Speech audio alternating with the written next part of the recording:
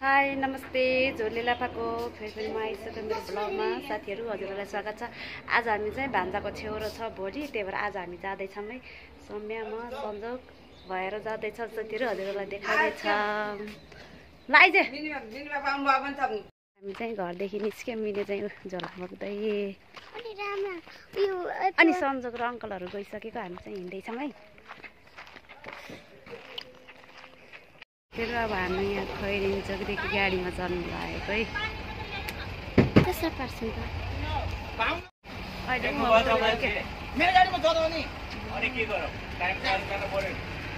अहिले झगडा गर्दै खायो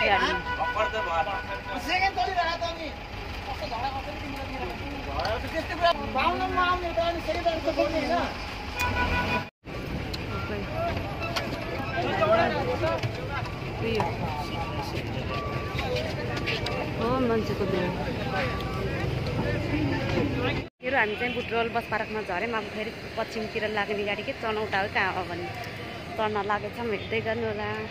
अब हामी बस पार्कदेखि अब चनौटा जान लागेको है अवस्था। तपाईँको घर यही छ बल्ल थाहा भयो। यहाँ नानीको घर आइ फेरि पनि नास्ता गर्दै यतातिर नास्ता गर्दै है। यता पुसैहरू हुनुहुन्छ, हाम्रो चाहिँ यता